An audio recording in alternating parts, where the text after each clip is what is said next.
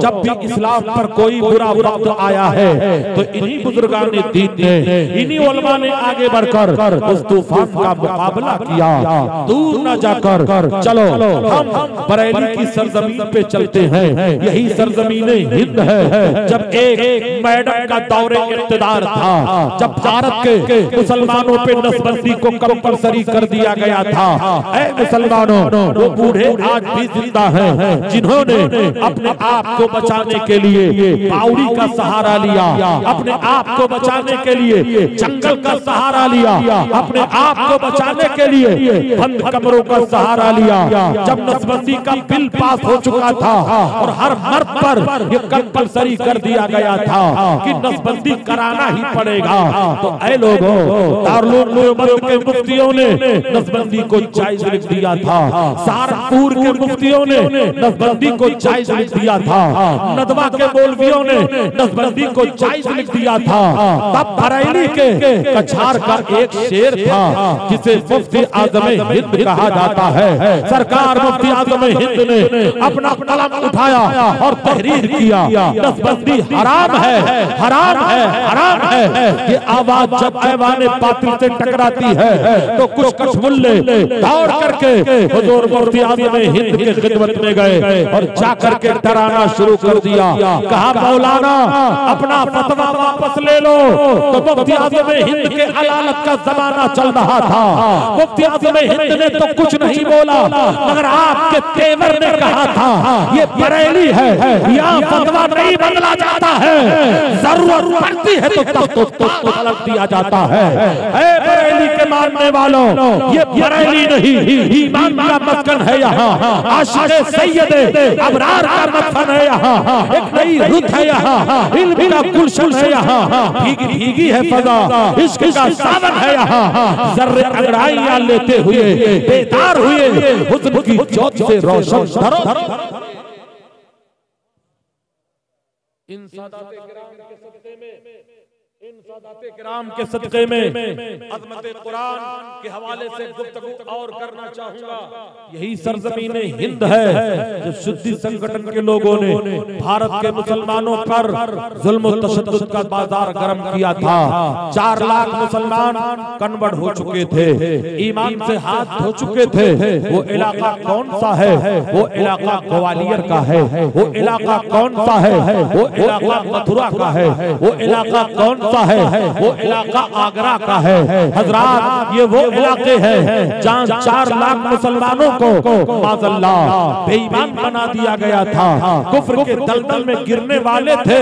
तो ऐ लोगों, कोई जमात आगे न बढ़ी थी। अगर जमात कोई आगे बढ़ी थी तो जमात ग़ज़ाए मुस्तफ़ा आगे बढ़ी थी। जिस जमात के सिपाहियों में हुज्जतुल इस्लाम अल्लामा हामिद रज़ा है, मुहद्दिस आज़म हिंद की छोचवी भी है। जिस जमात के सिपाहियों में सदरुश शरिया है, जिस जमात के सिपाहियों में मुबल्लिग़ आज़म अल्लामा अब्दुल अलीम मेडी सिद्दीकी है, जिस जमात के सिपाहियों में सदरुल अफादिल सैयद नईमुद्दीन मुरादाबादी भी है, यही लोग आगे बढ़े थे और गांव-गांव जाकर के तबलीग किया था, इलाज बिल मिस्ल किया था। कोई व्यापारी की शक्ल में जा रहा है, कोई जोगी के भेष में जा रहा है, कोई भिखारी की शक्ल में जा रहा है और मुस्लिम मोहल्लों में जाकर इनकी तंबीह किया, इन्हें फिर से इस्लाम की दावत दिया। तो रज़ा के इन सिपाहियों के सदक़े में अल्लाह तबारक व तआला ने वो 4 लाख मुसलमान जो ईमान से गाफिल हो चुके थे, फिर से उन्हें इस्लाम का कलमा नसीब होता है। और रज़ा के सिपाहियों के सदक़े में 2.5 लाख गैर मुस्लिमों ने मजीद कलमा पढ़ा था। तो ऐ लोगों, मथुरा का एक पंडित था जो हज़रत सदरुल अफाजिल से टकरा गया, कहने लगा मौलाना तुम मुझसे क्या मुनाज़रा करोगे? अरे तुम्हारे नबी पे नाज़िल होने वाले कुरान को 18 पारा हमने अपने सीने में महफूज कर लिया है। तो सदरुल अफाजिल ने कहा था तब तो मुनाज़रा में जीत गया। कहा कैसे जीत गए? कहा ये मेरे कुरान का मौजूदा है कि कुफ्र के छाती पे चढ़ करके कुरान बोल रहा है।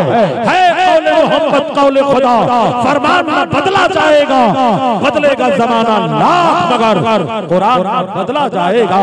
सुनाओ नगमे कुरान, हम बेदार हो जाएं, अंधेरों से निकलकर साहिब अनवार हो जाएं। हजरात आलम पनाह और ना सुल्तान जाएंगे, जन्नत में फकत साहिब ईमान जाएंगे। उस रास्ते पे फूल बिछाएंगी रहमत, जिस रास्ते से हाफिज़े कुरान जाएंगे। आओ नबी रहमत से मोहब्बत करने वालों, नबी से प्यार करने वालों, नबी से इश्क करने वालों, एक अब्तरी शख्सियत, ये वो सादाते किराम है, ये वो पंजतने पाक है जिनके सदके में तुम्हें इस्लाम की बहारें मिली हैं, जिनके सदके में कुरान की हिफाजत हुई है, जिनके सदके में ऐ लोगों जुल्फ बिखरे बिखरे हुए जुल्फों को समारा गया है। ये वो आले रसूल हैं, ये वो नबी ज़ादे हैं। हर मोड़ पर इन्होंने दीन की खिदमत किया है, जहाँ जरूरत पड़ी है अपने जद्दे करीम की सुन्नत को अदा किया है, जान की कुर्बानी दे दी है। अज़मत कुरान के हवाले से गुफ्तगू करते हुए हजरात मुरादाबाद की सरजमीन पर एक शख्सियत गुजरी है, जिन्हें आला हजरत सरकार सरदारे नाथ गोया कहते हैं। वो शख्सियत कौन सी है? जिन्हें सैयद, जिन्हें उस शख्सियत का नाम ये है काफी मुरादाबादी, हजरत काफी मुरादाबादी रहमतुल्लाह ताला अलैह। ये भी सादाते किराम में से हैं, ये भी सैयद ज़ादे हैं। अंग्रेजों ने जब इन्हें गिरफ्तार किया था, जब इन्हें गिरफ्तार करके सजाए मौत दी थी, तो इनसे आखिरी आरज़ू पूछा था। ये दस्तूरे ज़माना है कि हर मरने वाले से आखिरी आरज़ू पूछी जाती है। सैयद किफायत अली काफी शहीद मुरादाबादी को गिरफ्तार करके जब इनसे आखिरी आरज़ू पूछी गई, तो इन्होंने कहा एक रात मुझे जिंदान से अलग कर दिया जाए, कैद से अलग कर दिया जाए, ताकि रात भर मैं अपने नाना की खिदमत में खिराजे अकीदत पेश कर लूं।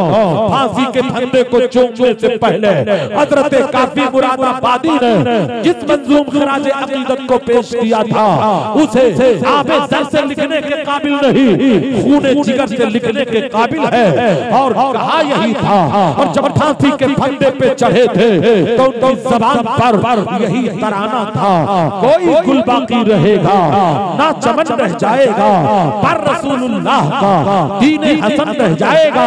अतलसो कौकाब की पोशाक पर नाज़ा न हो, इस तने बेजान पर काफी खाली कफन रह जाएगा। हम सफीरों बाग में हैं, 4 दिन के चहचहे बुलबुलें उड़ जाएंगी, सूना चमन रह जाएगा। नामे शाहाने जहां मिट जाएगा, लेकिन यहाँ नामे पाके मुस्तफा और पंजतन